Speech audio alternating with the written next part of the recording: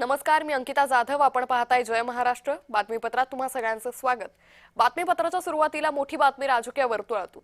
उद्धव ठाकरेंच्या उपस्थितीत शिवसेना भवनात बैठक सुरू झाली आहे. परभणी लोकसभा मतदारसंघातील सर्व पदाधिकाऱ्यांची बैठक होती. संजय जाधव अद्याप बैठकीला आले नसल्याची माहिती आहे. खासदार संजय जाधव ठाकरेंची साथ सोडणार का, या चर्चा आता जोर धरू लागल्या. मातोश्रीवरील खासदारांच्या बैठकीलाही ते अनुपस्थित होते. त्यामुळे एकंदरीतच आता पुन्हा एकदा खासदार संजय जाधव हे ठाकरेंची साथ सोडणार का, अशी चर्चा जोर धरू लागली आहे. उद्धव ठाकरेंच्या उपस्थितीत शिवसेना भवनात बैठक सुरू झालेली आहे. परभणी लोकसभा मतदारसंघातील सर्व पदाधिकाऱ्यांची बैठक आज आयोजित करण्यात आलेली आहे.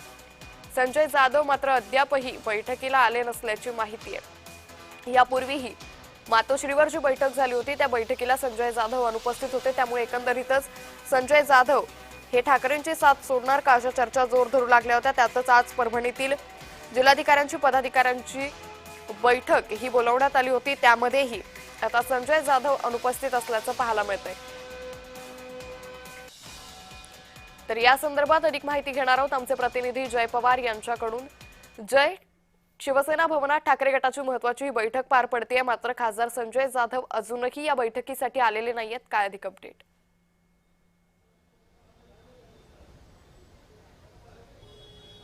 निश्चितच खरं म्हणजे उद्धव ठाकरे यांच्या नेतृत्वात आज शिवसेना भवन येथे परभणी लोकसभा मतदारसंघातील एक बैठक त्या ठिकाणी बोलवण्यात आली आहे. मात्र या बैठकीला जे आहेत ते संजय जाधव हे अनुपस्थित असल्याचं पाहायला मिळत आहे.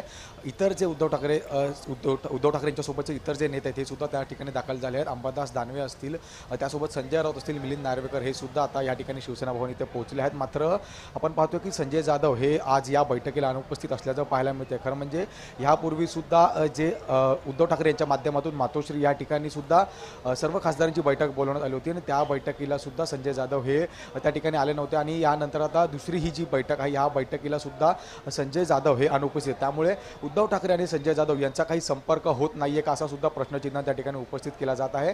मात्र आजच्या बैठकीमध्ये काही नवीन पदाधिकाऱ्यांची नेमणूक करणार असल्याची सुद्धा माहिती त्या ठिकाणी समोर येते. मात्र दुसरीकडे संजय जाधव हे आता पक्षासोबत राहतील का, पक्षाची साथ सोडून जातील, या चर्चांना सुद्धा त्या ठिकाणी उदाहरण येताना पाहायला मिळते. त्यामुळे एकूणच आता या संदर्भात सुद्धा या बैठकीत चर्चा होते का, कारण संजय राऊत सुद्धा या बैठकीमध्ये पोहोचले आहेत आणि संजय राऊत आणि उद्धव ठाकरे हे संजय जाधव यांच्याशी संपर्क करण्याचा प्रयत्न करतात का, किंवा मग या संदर्भात काही चर्चा होते का, हे सुद्धा पाहणं तितकंच महत्त्वाचं असणार आहे. त्यामुळे सध्या बैठक ही शिवसेना भवन इथे सुरू आहे.